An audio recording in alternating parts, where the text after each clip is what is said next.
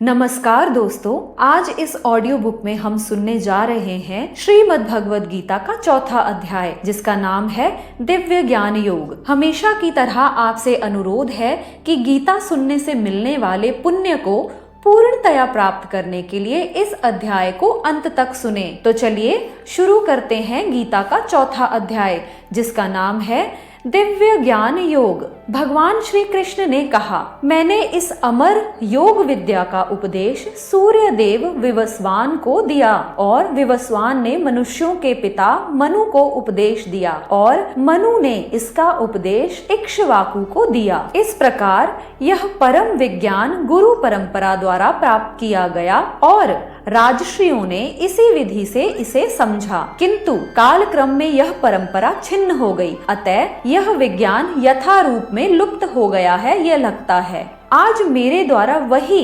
प्राचीन योग यानी परमेश्वर के साथ अपने संबंध का विज्ञान तुमसे कहा जा रहा है, क्योंकि तुम मेरे भक्त तथा मित्र हो, अतः तुम इस विज्ञान के दिव्य रहस्य को समझ सकते हो। अर्जुन ने कहा, सूर्य देव विवस्वान आपसे पहले हो चुके ज्येष्ठ हैं, तो फिर मैं कैसे समझूं कि प्रारंभ में भी आपने ही उन्हें इस विद्या का उपदेश दिया था। श्री भगवान ने कहा, तुम्हारे तथा मेरे अनेकानेक जन्म हो चुके हैं, मुझे तो उन सब का स्मरण है, किंतु हे तरंतप तुम्हें उनका स्मरण नहीं रह सकता है। यद्यपि मैं अजन्मा तथा अविनाशी हूँ और यद्यपि मैं समस्त जीवों का स्वामी हूँ, तो भी प्रत्येक युग में मैं अपने आदि दिव्य रूप में प्रकट होता हूँ। हे भारतवंशी, जब भी और जहाँ भी धर्म का पतन होता है और अधर्म की प्रधानता होने लगती है, तब तब मैं अवतार लेता हूँ। भक्तों का उद्धार करने, दुष्टों का विनाश करने तथा धर्म की स्थापना करने के लिए मैं हर युग में प्रकट होता हूँ। हे अर्जुन, जो मेरे आविर्भाव तथा कर्मों की दिव्य प्रकृति को जानता है, वह इस शरीर को छोड़ने पर इस भौतिक संसार में पुनः जन्म नहीं लेता, अपितु मेरे सनातन धाम को प्राप्त हो जाता है। आसक्ति, भय तथा क्रोध से मुक्त होकर मुझ में पूर्णतया तन्मय होकर और मेरी शरण में आकर बहुत से व्यक्ति भूतकाल में मेरे ज्ञान से पवित्र हो चुके हैं। इस प्रकार से उन सब ने मेरे प्रति दिव्य प्रेम को प्राप्त किया है। जिस भाव से सारे लोग मेरी शरण ग्रहण करते हैं, उसी के अनुरूप मैं उन्हें फल देता हूँ। हे पार्थ, प्रत्येक व्यक्ति सभी प्रकार से मेरे पथ का अनुगमन करता है। इस संसार में मनुष्य सकाम कर्मों में सिद्धि चाहते हैं, फलस्वरूप वे देवताओं की पूजा करते हैं। निसंदेह इस संसार में मनुष्यों को सकाम कर्म करने का फल शीघ्र प्राप्त होता है। प्रकृति के 3 गुणों और उनसे संबद्ध कर्म के अनुसार मेरे द्वारा मानव समाज के 4 विभाग रचे गए। यद्यपि मैं इस व्यवस्था का सृष्टा हूँ, किंतु तुम यह जान लो कि मैं इतने पर भी अव्यय अकर्ता हूँ। मुझ पर किसी कर्म का प्रभाव नहीं पड़ता, ना ही मैं कर्म फल की कामना करता हूँ। जो मेरे संबंध में इस सत्य को जानता है, वह भी कर्मों के फल के पाश में नहीं बनता। प्राचीन काल में समस्त मुक्तात्माओं ने मेरी दिव्य प्रकृति को जान के ही कर्म किया, अतः तुम्हें चाहिए कि उनके पद चिन्हों का अनुसरण करते हुए अपने कर्तव्य का पालन करो। कर्म क्या है और अकर्म क्या है, इसे निश्चित करने में बुद्धिमान व्यक्ति भी मोहग्रस्त हो जाते हैं। इसलिए मैं तुमको बताऊंगा कि कर्म क्या है, जिसे जानकर तुम सारे अशुभ से मुक्त हो सकोगे। कर्म की बारीकियों को समझना अत्यंत कठिन है, अतः मनुष्य को चाहिए कि वह यह ठीक से जान ले कि कर्म क्या है, विकर्म क्या है और अकर्म क्या है। जो मनुष्य कर्म में अकर्म और अकर्म में कर्म देखता है, वह सभी मनुष्यों में बुद्धिमान है और सब प्रकार के कर्मों में प्रवृत्त रहकर भी दिव्य स्थिति में ही रहता है। जिस व्यक्ति का प्रत्येक प्रयास इंद्रिय तृप्ति की कामना से रहित होता है उसे पूर्ण ज्ञानी समझा जाता है। उसे ही साधु पुरुष ऐसा कर्ता कहते हैं जिसने पूर्ण ज्ञान की अग्नि से कर्म फलों को भस्मसात कर दिया है। अपने कर्म फलों की सारी आसक्ति को त्याग कर सदैव संतुष्ट तथा स्वतंत्र रहकर वह सभी प्रकार के कार्यों में व्यस्त रहकर भी कोई सकाम कर्म नहीं करता। ऐसा ज्ञानी पुरुष पूर्ण रूप से संयमित मन तथा बुद्धि से कार्य करता है, अपनी संपत्ति के सारे स्वामित्व को त्याग देता है और केवल शरीर निर्वाह के लिए ही कर्म करता है। इस तरह कार्य करता हुआ वह पाप रूपी फलों से प्रभावित नहीं होता। जो स्वतः होने वाले लाभ से संतुष्ट रहता है, जो द्वंद्व से मुक्त है और ईर्ष्या नहीं करता, जो सफलता तथा असफलता दोनों में स्थिर रहता है, वह कर्म करता हुआ भी कभी नहीं बंधता। जो पुरुष प्रकृति के गुणों के प्रति अनासक्त है और जो दिव्य ज्ञान में पूर्णतया स्थित है, उसके सारे कर्म ब्रह्मा में लीन हो जाते हैं।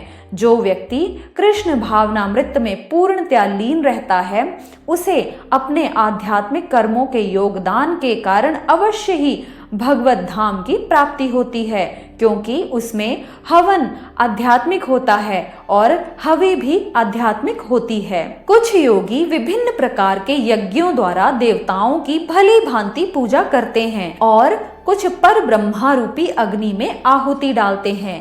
इनमें से कुछ विशुद्ध ब्रह्मचारी श्रवणादि क्रियाओं तथा इंद्रियों को मन की नियंत्रण रूपी अग्नि में स्वाहा कर देते हैं, तो दूसरे लोग इंद्रिय विषयों को इंद्रियों की अग्नि में स्वाहा कर देते हैं। दूसरे जो मन तथा इंद्रियों को वश में करके आत्म साक्षात्कार करना चाहते हैं, संपूर्ण इंद्रियों तथा प्राणवायु के कार्यों को संयमित मन रूपी अग्नि में आहुति कर देते हैं। कठोर व्रत अंगीकार करके कुछ लोग अपनी संपत्ति का त्याग करके, कुछ कठिन तपस्या द्वारा, कुछ अष्टांग योग पद्धति के अभ्यास द्वारा अथवा दिव्य ज्ञान में उन्नति करने के लिए वेदों के अध्ययन द्वारा प्रबुद्ध बनते हैं। अब अन्य लोग भी हैं जो समाधि में रहने के लिए श्वास को रोके रहते हैं, अर्थात वे प्राणायाम करते हैं। वे अपान में प्राण को और प्राण में अपान को रोकने का अभ्यास करते हैं और अंत में प्राण अपान को रोककर समाधि में रहते हैं। अन्य योगी कम भोजन करके प्राण की प्राण में ही आहुति दे देते हैं। ये सभी यज्ञ करने वाले यज्ञों का अर्थ जानने के कारण पाप कर्मों से मुक्त हो जाते हैं और यज्ञों के फल रूपी अमृत को चखकर परम दिव्य आकाश की ओर बढ़ते जाते हैं। हे कुरुश्रेष्ठ, जब यज्ञ के बिना मनुष्य इस लोक में या इस जीवन में ही सुख पूर्वक नहीं रह सकता, तो फिर अगले जन्म में कैसे रह सकता है। ये विभिन्न प्रकार के यज्ञ वेद सम्मत हैं और ये सभी विभिन्न प्रकार के कर्मों से उत्पन्न हैं। इन्हें इस रूप में जानने पर तुम मुक्त हो जाओगे। हे परंतप, द्रव्य यज्ञ से ज्ञान यज्ञ श्रेष्ठ है। हे पार्थ, अंततो गत्वा सारे कर्मों का अवसान दिव्य ज्ञान में ही होता है। तुम गुरु के पास जाकर सत्य को जानने का प्रयास करो, उनसे विनीत होकर जिज्ञासा करो और उनकी सेवा करो। स्वरूप सिद्ध व्यक्ति तुम्हें ज्ञान प्रदान कर सकते हैं, क्योंकि उन्होंने सत्य का दर्शन किया है। स्वरूप सिद्ध व्यक्ति से वास्तविक ज्ञान प्राप्त कर चुकने पर तुम पुनः कभी ऐसे मोह को प्राप्त नहीं होगे, क्योंकि इस ज्ञान के द्वारा तुम देख सकोगे कि सभी जीव परमात्मा के अंश स्वरूप हैं, अर्थात वे सब मेरे ही हैं। यदि तुम्हें समस्त पापियों में भी सर्वाधिक पापी समझा जाए, तो भी तुम दिव्य ज्ञान रूपी नाव में स्थित होकर दुख सागर को पार करने में समर्थ हो सकोगे। जैसे प्रज्वलित अग्नि ईंधन को भस्म कर देती है, उसी तरह हे अर्जुन, ज्ञान रूपी अग्नि भौतिक कर्मों के समस्त फलों को जला डालती है। इस संसार में दिव्य ज्ञान के समान कुछ भी उदात्त तथा शुद्ध नहीं है। ऐसा ज्ञान समस्त योग का परिपक्व फल है। जो व्यक्ति भक्ति में सिद्ध हो जाता है, वह यथासंभव अपने अंतर में इस ज्ञान का आस्वादन करता रहता है। जो श्रद्धालु दिव्य ज्ञान में समर्पित है और जिसने ज्ञानेंद्रियों को वश में कर लिया है, वह इस ज्ञान को प्राप्त करने का अधिकारी है और इसे प्राप्त करते ही वह तुरंत आध्यात्मिक शांति को प्राप्त हो जाता है। किंतु जो अज्ञानी तथा श्रद्धा विहीन व्यक्ति शास्त्रों में संदेह करते हैं, वे भगवत भावनामृत नहीं प्राप्त करते, अपितु नीच गिर जाते हैं। संशय आत्मा के लिए ना तो इस लोक में ना ही परलोक में कोई सुख है। जो व्यक्ति अपने कर्म फलों का परित्याग करते हुए भक्ति करता है और जिसके संशय दिव्य ज्ञान द्वारा विनष्ट हो चुके होते हैं, वही वास्तव में आत्मपरायण है। हे धनंजय, वह कर्मों के बंधन से नहीं बंधता, अतएव तुम्हारे हृदय में अज्ञान के कारण जो संशय उठ रहे हैं, उन्हें ज्ञान रूपी शस्त्र से काट डालो। हे भारत, तुम योग से समन्वित होकर खड़े हो जाओ और युद्ध करो। इसी प्रकार श्रीमद् भगवद गीता के चौथे अध्याय, जिसका नाम है दिव्य ज्ञान योग, उसकी समाप्ति होती है। कृपा करके वीडियो को लाइक जरूर करें और चैनल को सब्सक्राइब भी जरूर करें। धन्यवाद दोस्तों। जय श्री कृष्ण।